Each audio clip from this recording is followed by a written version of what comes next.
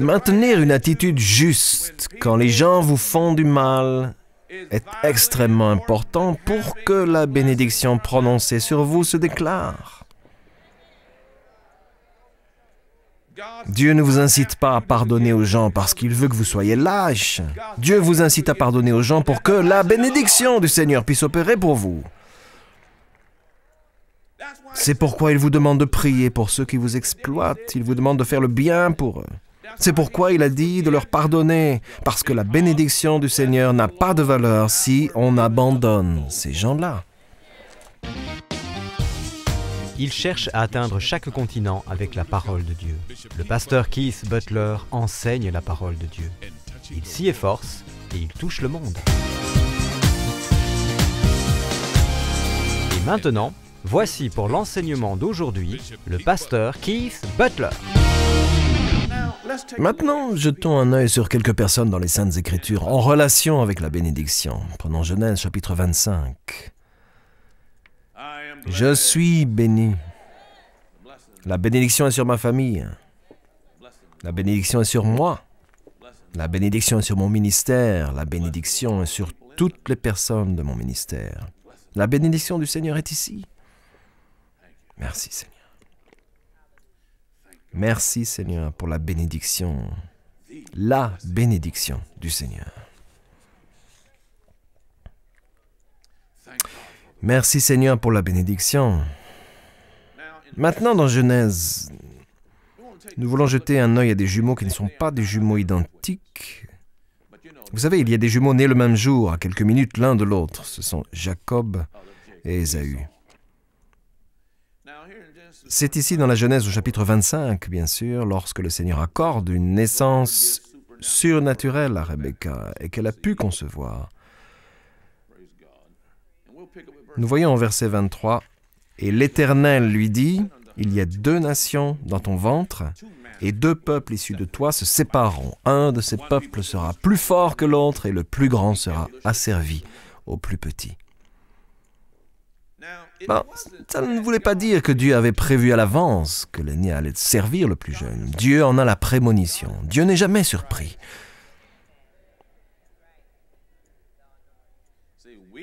Voyez-vous, c'est nous qui sommes surpris. Et parfois, nous agissons en étant trop surpris. Mais quand... C'est la raison pour laquelle vous devez faire ce que les Saintes Écritures ont dit, permettre à Dieu d'organiser votre vie. Parce que lui n'est jamais pris au dépourvu. Ainsi donc, il sait ce qui va arriver avant que cela arrive. S'il vous envoie quelque part, il savait ce qui allait arriver avant que ça arrive. Alors, qu'est-ce que vous devez faire? Restez tranquille. Est-ce que vous m'écoutez? Car il sait ce que ses jumeaux vont accomplir. Nous lisons au verset 24. Le moment où elle devait accoucher arriva, et voici qu'il y avait des jumeaux dans son ventre. Le premier sortit roux et tout couvert de poils comme un manteau, on l'appela Ésaü. Ensuite sortit son frère dont la main tenait le talon d'Ésaü, on l'appela Jacob. Jacob, on pourrait dire Jacob. Isaac était âgé de 60 ans à leur naissance. Ses enfants grandirent, Ésaü devient un habile chasseur, un homme de la campagne. Comme moi, je suis chasseur. On descend les chasseurs en flèche de nos jours. Et moi, je le dis publiquement, je suis chasseur. Non, c'est trop nul. Vous n'aimez pas ça, tant pis. J'ai reçu la bénédiction sur moi. Si j'en ai l'occasion cet automne, j'irai chasser à la campagne, tiens. Mais je ne suis pas pareil à Ésaü. Parce que, je veux dire, Ésaü devint un habile chasseur. Un homme de la campagne, alors que Jacob était un homme tranquille qui restait sous les tentes. Isaac aimait Ésaü parce qu'il lui amenait du gibier. Et Rebecca aimait Jacob. Tandis que Jacob faisait cuire un potage, Ésaü revint des champs accablé de fatigue. Ésaü dit à Jacob, « Laisse-moi manger de ce roux, de ce plat roux. » Ok, il s'agit d'une sorte de ragoût aux légumes. « Car je suis fatigué. » C'est pour ça qu'on a donné à Ésaü le nom d'Édom, roux. Jacob répondit, « Vends-moi aujourd'hui ton droit d'aînesse. » Voyons, pourquoi cette histoire se trouve dans les Saintes Écritures? L'aîné de la famille a émis la bénédiction du Seigneur. Voyez-vous, Adam avait eu connaissance de la bénédiction et il a transmis ça à Abel.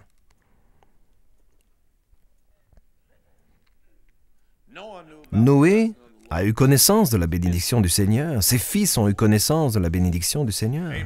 Abraham, naturellement, a eu connaissance de la bénédiction du Seigneur. Et qu'ont-ils fait? Avant de rentrer chez eux pour être avec le Seigneur, ils ont appelé l'aîné des enfants et ils ont prononcé la bénédiction. Et l'Esprit du Seigneur insufflait ce qu'il fallait dire à tous ceux qui énonçaient la bénédiction. Ils ne se contentaient pas de dire des mots, ils les énonçaient. Et cela se produisait. C'est donc très important. C'est très important parce que l'histoire, jusqu'à présent, l'histoire a montré que quand la bénédiction est énoncée sur un individu, c'est cela qui arrive à cet individu.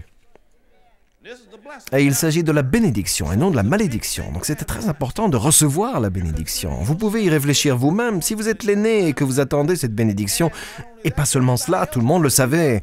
Ceux qui n'étaient pas l'aîné voulaient la bénédiction. D'accord? Donc Jacob dit, « Tu veux manger? Vends-moi ton droit d'aînesse. Vends-moi ta bénédiction. » Lisons maintenant. Ésaü répondit, « Je vais mourir. Mon gars, j'ai tellement faim. Je veux dire, à quoi me sert ce droit d'aînesse? »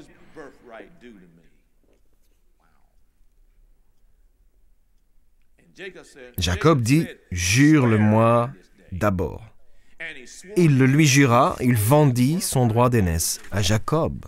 Alors Jacob donna du pain et du potage de lentilles à Ésaü. Il mangea et but, puis se leva et s'en alla. C'est ainsi qu'Ésaü méprisa le droit d'aînesse. Autrement dit, nous savons que cet homme, Ésaü, croyait en la bénédiction. Parce que si nous prenons les chapitres suivants, 2 chapitres plus loin, nous découvrons qu'Ésaü croyait en la bénédiction. Il croyait en la bénédiction, mais il ne voyait pas en la bénédiction à l'époque plus qu'une nécessité provisoire et naturelle. Après, beaucoup de gens ont également renoncé à la bénédiction du Seigneur, perçue comme un besoin provisoire à un moment donné. Au chapitre 27, nous poursuivons bien sûr. Isaac est maintenant au courant de, comme je le disais, Isaac évidemment savait tout ce que je viens de dire. Et il est donc sur le point de mourir, il le sait.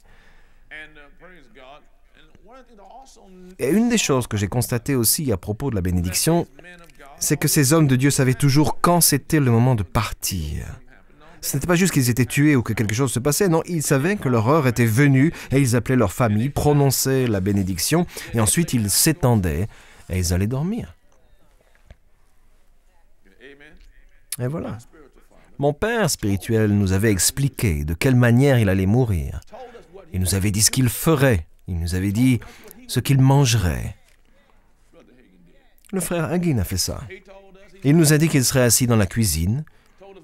Il nous a dit ce que... J'ai oublié de quoi il s'agissait exactement, mais il nous a dit précisément ce qu'ils allaient manger. Il allait expliquer avec précision comment ça allait se passer. Le jour où on m'a appelé, c'est Ken Jr. qui m'a appelé, son fils m'a appelé quand son père est rentré chez lui pour demeurer avec le Seigneur. Il m'a appelé et il m'a dit « Papa vient de rentrer à la maison pour demeurer avec le Seigneur. » J'ai demandé « Mais qu'est-ce qu'il fait ?» Il est à table en train de manger ce qu'il avait prévu. Voilà, il était assis là sur sa chaise, la tête penchée. Au revoir. Pas de maladie, pas de souffrance, simplement à bientôt.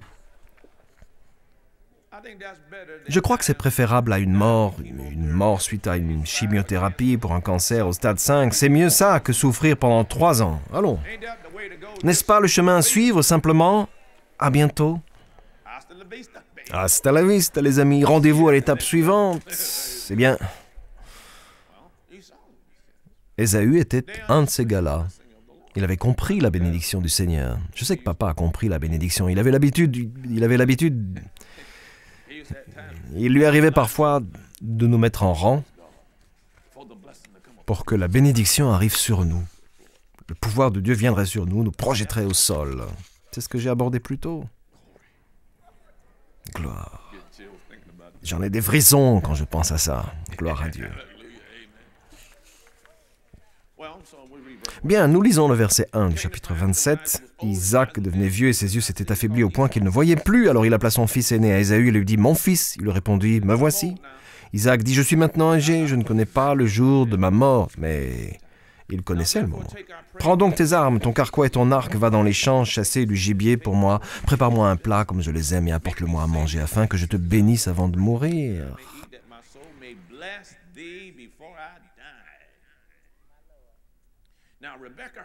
Rebecca entendit ce qu'Isaac disait à son fils Ésaü. Ésaü s'en alla dans les champs pour chasser du gibier et le rapporter.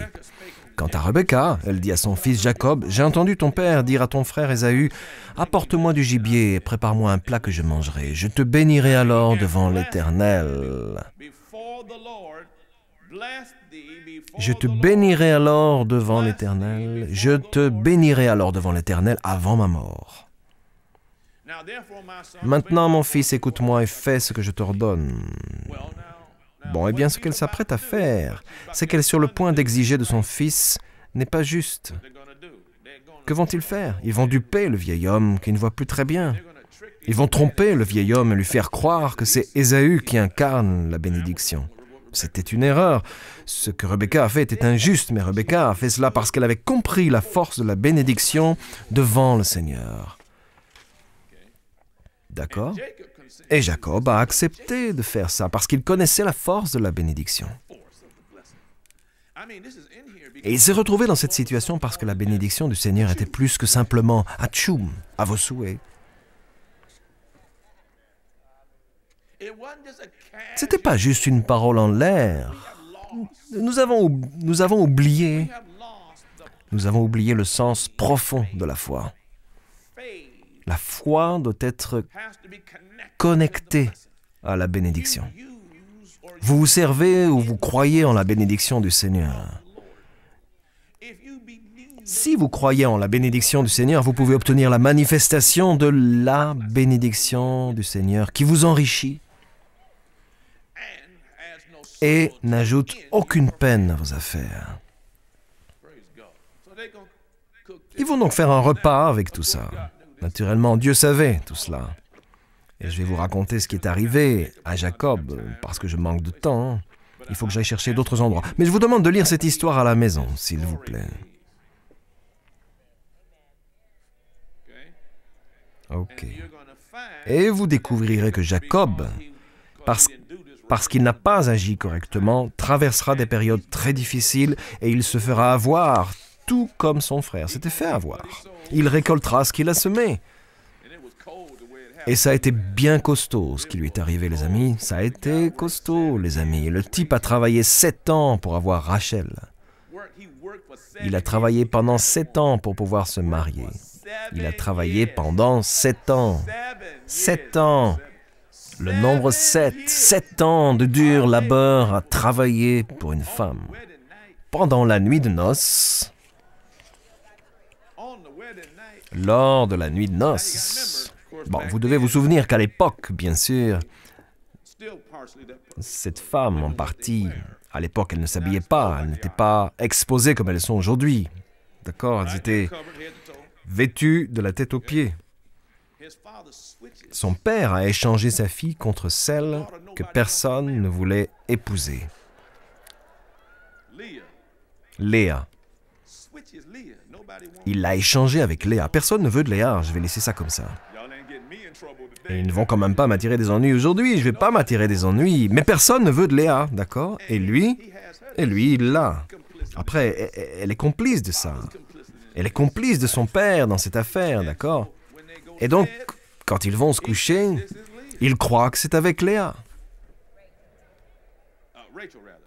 Rachel, plutôt. Il croit que c'est avec Rachel. Excusez-moi, merci. Il pense que c'est Rachel. Le lendemain, quand il se réveille, waouh!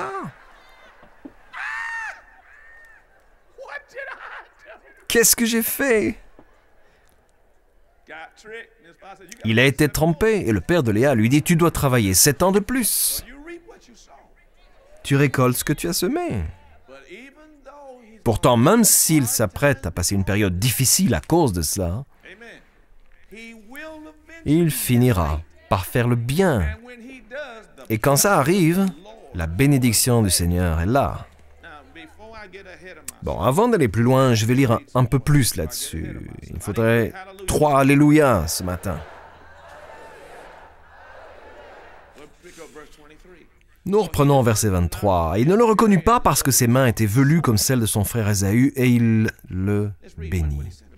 Lisons ce qu'il lui dit au verset 28. « Que Dieu te donne de la rosée du ciel et des richesses de la terre, du blé et du vin en abondance. » C'est une société agricole.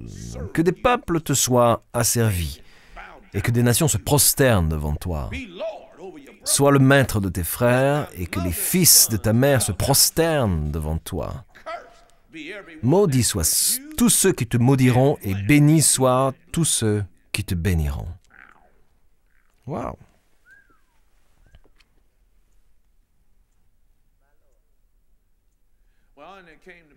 Bien, Isaac avait fini de bénir Jacob et celui-ci avait à peine quitté son père Isaac lorsque son frère Ésaü revint de la chasse. Il prépara lui aussi un plat. Nous passons au verset 32. Son père Isaac lui demanda « Qui es-tu » Il répondit « Je suis ton fils aîné, Ésaü. » Isaac fut saisi d'une violente émotion. Il est tout tremblant. Oh non! Oh non! Vous voyez, la bénédiction est réelle. Et dit, qui est donc celui qui a chassé du gibier et me l'a apporté? J'ai mangé de tout avant que tu ne viennes et je l'ai béni. Oui, je l'ai dit, il sera béni. Je ne peux pas la lui retirer, cette bénédiction. Si j'énonce la bénédiction devant le Seigneur, elle se manifestera. Il sait pourtant qu'il a été dupé, mais il a dit trop tard, la bénédiction surviendra. Bien, continuons la lecture. Lorsqu'Ésaü entendu les paroles de son père, il poussa de grands cris pleins d'amertume. Il crie et il pleure. Pourquoi? Il n'en avait rien à faire de ça. Je veux dire, il a vendu cela. Vous voyez, il croyait en cela. Plutôt qu'à la bénédiction du Seigneur, il a donné la priorité à ce moment-là à d'autres choses. Il a eu une vision à court terme plutôt qu'une vision à long terme. Ne réduisez pas Dieu à une pointeuse et ne l'associez pas à un besoin donné à un moment donné. Donnez-moi 3 Amen.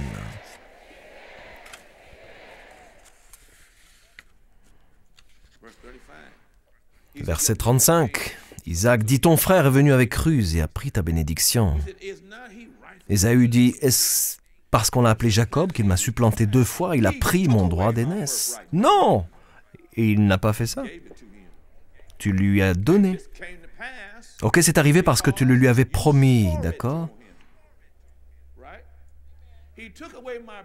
Il a pris mon droit d'aînesse et voici maintenant qu'il a pris ma bénédiction. Ben oui, les 2 choses étaient liées. Il ajouta, tu n'as pas de bénédiction en réserve pour moi? Vous voyez, il croyait ça. Je sais que vous croyez tous en la bénédiction du Seigneur, n'est-ce pas? Levez la main si vous croyez en la bénédiction du Seigneur. Mais le fait d'y croire n'est pas suffisant. Faire le nécessaire pour rester connecté à elle est tout aussi vital. Maintenir la bénédiction du Seigneur à la bonne place et la laisser guider votre vie est vital. Là, il est vraiment fâché. N'as-tu pas de bénédiction en réserve pour moi? Isaac répond à Ésaü, je l'ai désigné comme ton maître, je lui ai donné tous ses frères pour serviteurs, je l'ai pourvu en blé et en vin. Que puis-je donc faire pour toi, mon fils? Ésaü dit à son père, n'as-tu que cette seule bénédiction, mon père? Vous voyez, il comprend. Oui, mais il a voulu la rendre tout cela, rien que pour se remplir l'estomac. Même chose concernant la dîme. Et l'offrande.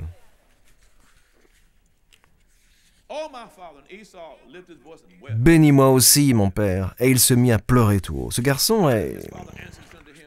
Et son père Isaac lui répondit, ton lieu d'habitation sera privé de richesses de la terre et de la rosée du ciel d'en haut. Tu vivras de ton épée et tu seras asservi à ton frère. On ne peut rien y changer. Cependant, en errant librement ça et là, tu échapperas à la domination qu'il t'aura imposée. Ésaü éprouva de la haine contre Jacob à cause de la bénédiction que son père lui avait accordée. Il disait dans son cœur, le moment où l'on mènera le deuil sur mon père va approcher et je tuerai mon frère Jacob. Alors je tuerai mon frère. Bon, une bénédiction a été prononcée sur Ésaü. Et si Ésaü, parce qu'Ésaü a initié tout cela. Maintenant, ça n'excuse pas ce que les autres ont fait, mais c'est lui qui a lancé cette affaire en premier.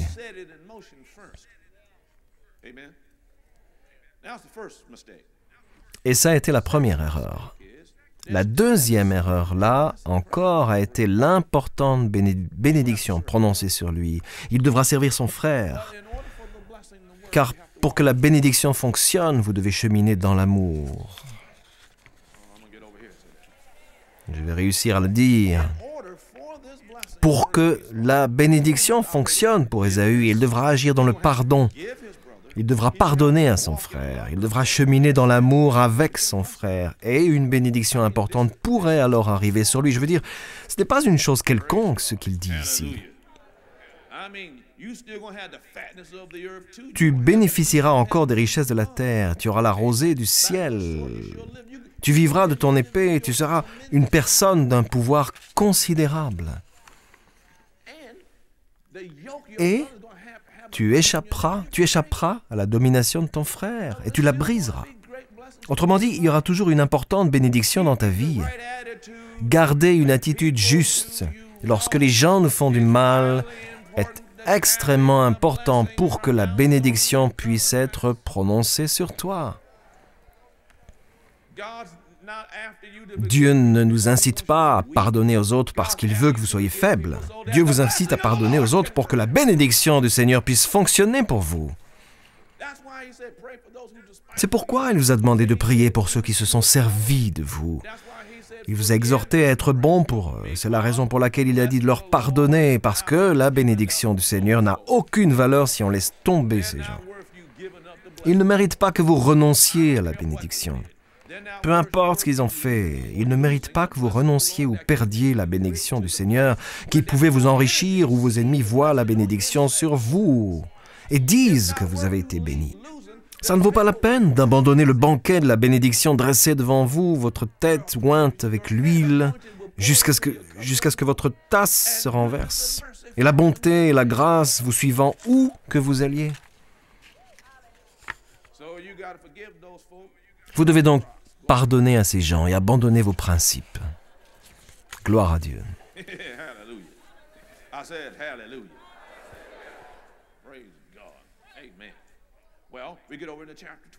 Bien, prenons maintenant le chapitre 28. Nous parlons de la bénédiction du Seigneur qui vous enrichit.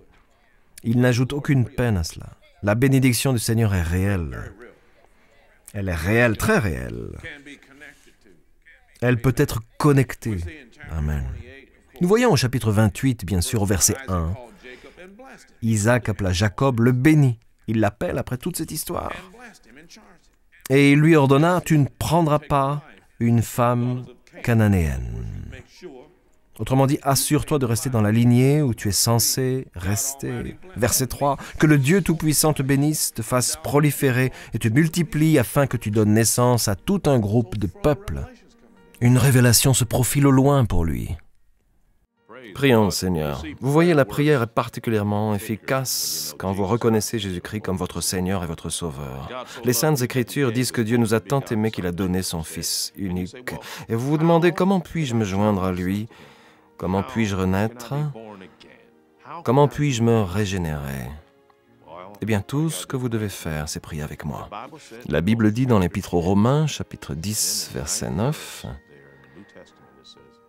Si de ta bouche tu confesses que Jésus est Seigneur, et si dans ton cœur tu crois que Dieu l'a ressuscité des morts, tu seras sauvé. » Le verset suivant dit, « En effet, croire dans son cœur conduit à la justice, et confesser de sa bouche conduit au salut. » Et enfin, il dit au verset 13, « En effet, quiconque invoquera le nom du Seigneur sera sauvé. » Priez maintenant avec moi. C'est bien, penchez la tête. Et priez bien fort de tout votre cœur avec moi, cher Père Céleste. C'est ça. Maintenant, priez avec moi, cher Père Céleste, au nom de Jésus. Je crois que Jésus-Christ est le Fils de Dieu, qu'il est mort pour moi sur une croix, qu'il s'est chargé de mes péchés, qu'il est allé en enfer à ma place, a accompli mon châtiment, et maintenant est sorti du tombeau. Viens dans mon cœur, Seigneur Jésus. Je te reçois comme mon sauveur et le maître de ma vie. Alléluia. C'est aussi simple que ça. Et il est maintenant présent dans votre cœur. Vous allez me dire, bon, et maintenant que dois-je faire? Nous avons un ouvrage spécial que nous voulons vous faire parvenir. Il s'intitule « D'où venons-nous » Nous serons heureux de vous l'adresser. Prions le Seigneur et je vous expliquerai tout ce que vous devez savoir. Je tiens à vous féliciter. Vous ne serez plus jamais la même personne au nom de Jésus. La parole de Dieu entre dans ton esprit dès lors que tu reçois Jésus comme le Seigneur et le Sauveur de ta vie. Le véritable toi, ton esprit, est régénéré. Cela signifie que tu es maintenant une nouvelle création dans le Christ qui, après Dieu, est créé dans la vertu et la vraie sainteté. Ce procédé provoque un changement immédiat dans ton esprit et dans ton cœur. Toutefois, pour continuer ce procédé de changement, tu dois ranger tes anciens habits et apprendre comment cheminer dans ta nouvelle vie avec Dieu en commençant ta journée en prière avec le Père. Une simple prière de louange et d'action de grâce t'aide à consolider ta relation avec Dieu. Remercie-le pour son amour, sa confiance, sa patience, sa tendre bonté, sa paix, son pouvoir de guérison, sa protection face au danger, son indulgence, sa sagesse et son aide pour cette journée. Assure-toi tous les jours de prendre le temps de lire la parole de Dieu. Tout comme ton corps de chair a besoin de nourriture, ton esprit nécessite la nourriture de la parole de Dieu. Veuillez s'il vous plaît prendre note de l'adresse sur votre écran. De la sorte, nous pouvons vous envoyer ce petit livre très important. Il contient une abondance d'informations dont vous aurez besoin maintenant que vous avez décidé d'accueillir le Seigneur dans votre cœur et de continuer votre chemin avec Dieu. Finalement, il est important que vous aussi preniez le temps de trouver un lieu de culte et que vous entreteniez des relations avec d'autres croyants. Nous prions pour vous, afin que le Dieu de notre Seigneur Jésus-Christ, le Dieu de gloire, puisse vous donner l'esprit de sagesse et de révélation dans la connaissance de lui. Le programme d'aujourd'hui a-t-il été une bénédiction pour vous? Ce que vous avez entendu n'était qu'une partie de son puissant message. Vous pouvez commander la totalité du service d'aujourd'hui sur CD, DVD ou par DVD sous-titré MP3 ou MP4. Il suffit simplement de visiter notre boutique en ligne sur www.keithbutler.org ou d'envoyer un courrier à l'adresse inscrite sur votre écran ou de nous appeler. Commandez ce livre aujourd'hui pour vous-même, un membre de votre famille ou un ami et laissez la parole de Dieu commencer à agir dans votre vie dès maintenant.